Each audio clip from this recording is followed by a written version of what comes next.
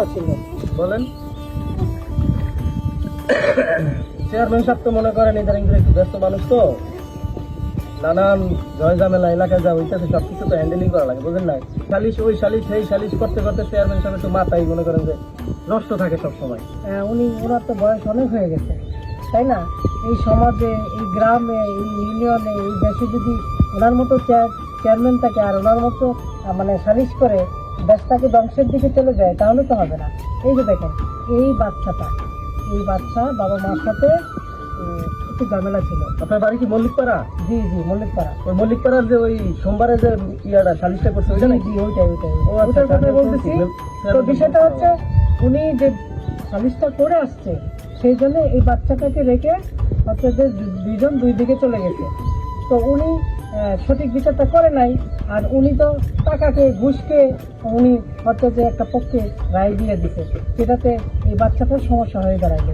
এরকম বিচার তো আমরা সমাজে চাই না, আর এরকম বিচারও আমরা সমাজে চাই না।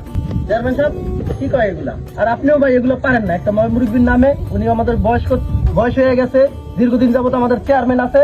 আরে ভাই জিজ্ঞেস করেন না। আবল তো বলছো আমার আবল তো বিচার, আবল তো বল, এগুলো সঠিক বলছি আমি, কোনো আবল তো বলি না। আপনি কি প্রমাণ দিতে পারবেন চেয়ারম্যান সাহেব ঘুষ খেয়ে বিচার করছে? উনার নামে হাজার হাজার প্রমাণ আছে। দেন একটা প্রমাণ দেন পারলে। হ্যাঁ, দেখাও তুমি আমাকে। কি প্রমাণ দেখতে চান? না আপনি চেয়ারম্যানের নামে এরকম দুর্নাম করতে পারেন না ভাই। না, এটা দুর্নাম না ভাই। আপনি বাচ্চাটাকে দেখেন না? বাচ্চাটা তো দেখছি আমি, সব ঠিক আছে, কিন্তু আপনি এই এতদিন যাবত যে আমরা এই চেয়ারম্যান সাহেব যে এত সালিশ করছে, তখন আমি দেখি নাই যে সে ঘুষ খেয়ে কোনো সালিশ করছে। আপনি দেখেন নাই, কিন্তু আমি যে প্রমাণটা নিয়ে আসছি সেই প্রমাণটা আপনারা বিশ্বাস করবেন না। এই আম্মু, তোমার সাথে কি হয়েছে বলো তো? তুমি কথা বলতে পারবা? বলো তো আম্মু, বলো কি হয়েছে তোমার সাথে? আপনারা চুপ করেন। আমাকে দেখে কি আপনাদের প্রমাণ মনে হচ্ছে না?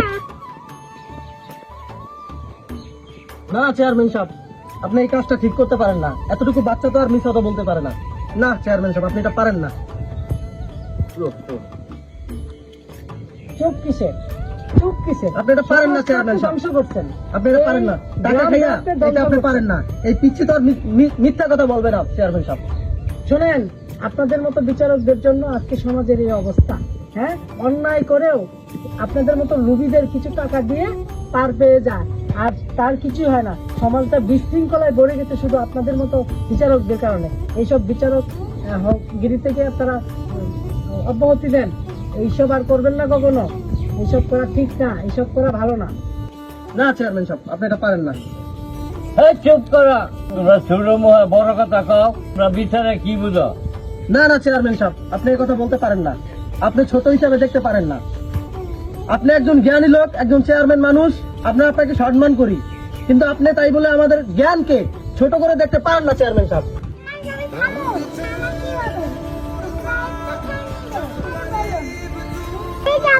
আপনারা আমাদের বিচারটা করলে এর জন্য আমার বাবা মাকে হারাতে হলো। সোনালি আঙ্কা কি করবেন? শুনেন, আপনাকে একটা কথা বলি, তুমি বিচার আর কখনোই করবেন না। আমরা তো এরকম বিচার করে সেই বানাবেন না। মা, আমি ভুল করেছি, ঠিক আছে? আমি আর কখনো এমন কাজ করবো না। টাকা খাইয়া আর কিন্তু সালিশ করবো না। আমাকে ক্ষমা করে দাও মা, আমি এরকম ভুল আর কখনোই করবো না। আর সবাইকে একটা কথা বলতে চাই, আমার মতন বিচারের নামে আর এরকম কেউ করবেন না। চেয়ারম্যান সাহেব, আজকের এই দিনটা ভুলেন না। আর শুনুন, আপনাদের উদ্দেশ্যেও বলছি, আপনারা যারা সালিশ বিচার করেন, আপনারা কখনো এই টাকা খেয়ে সত্যকে মিথ্যা করবেন না, আর মিথ্যাকে সত্য করবেন না। আপনাদেরকে এলাকার জনগণ ভালোবাসা দেয়, আপনাদেরকে সম্মান করে, আপনারাও তাদেরকে সম্মান করুন, তাদেরকে ভালোবাসা দিন, নতুন করে সমাজকে গড়ে তুলুন। মা, তুমি এদিকে আসো মা। তোমার কোনো ভয় নেই, তোমার জন্য উপরওয়ালা তো আছেনই, সাথে আমরাও আছি। হ্যাঁ, আমরা সকলেই আছি। এই যে দেখছেন রুবেল ভাই, উনি অত্যন্ত বিচক্ষণ একজন মানুষ। আর ওই যে উনি যে এই বিচারটুকু করে আজকে এই বাচ্চাটার এই অবস্থা করেছেন, দয়া করে আপনাদের উদ্দেশ্যে একটা কথা বলি।